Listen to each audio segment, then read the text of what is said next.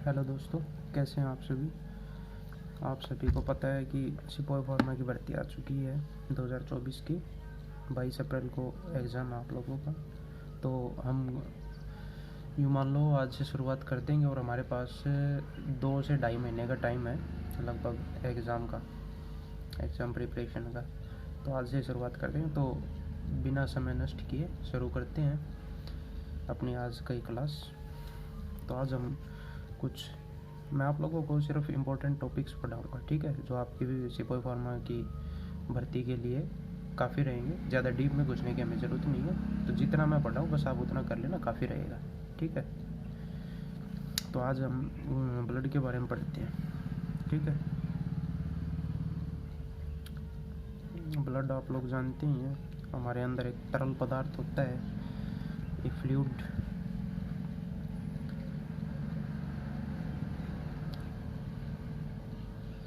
Red colour का होता है ये, ठीक है, रेड कलर।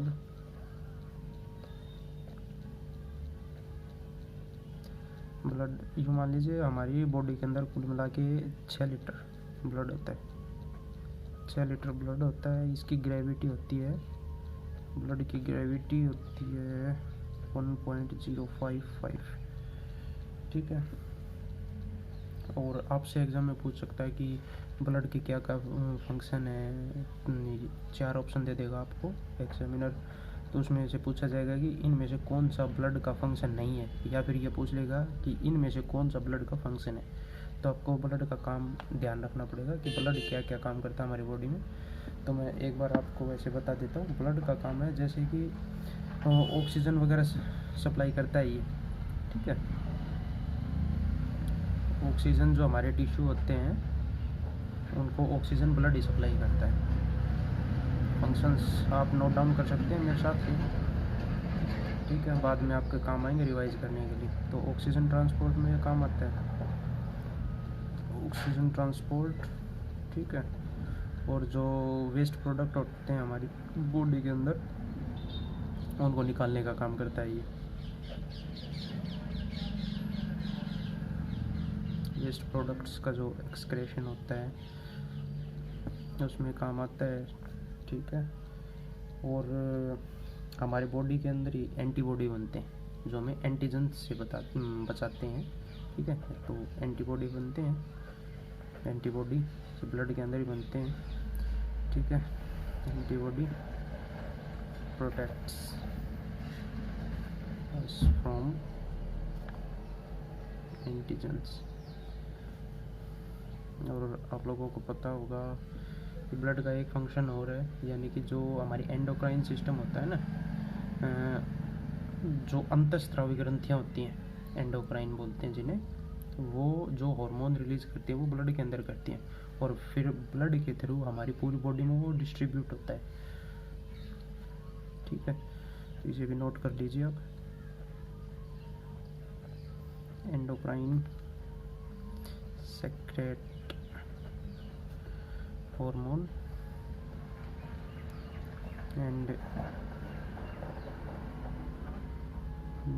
distributed by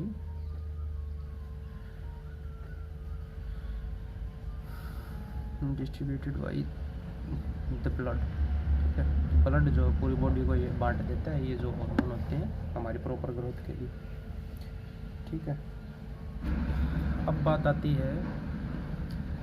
आती है कि ब्लड के अंदर होता क्या क्या है। तो ब्लड को हम यूँ मान लीजिए आप 2 पार्ट्स में डिवाइड कर लेते हैं, ठीक है। 2 पार्ट्स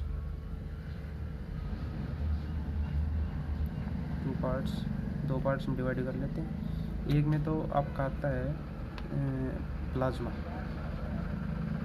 ठीक है। और दूसरे में आते हैं इसके कुछ सेल्यूलर कंपोनेंट्स होते हैं,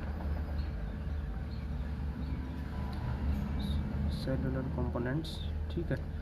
प्लाज्मा तो होता है टोटल ब्लड वॉल्यूम का 55%, ठीक है।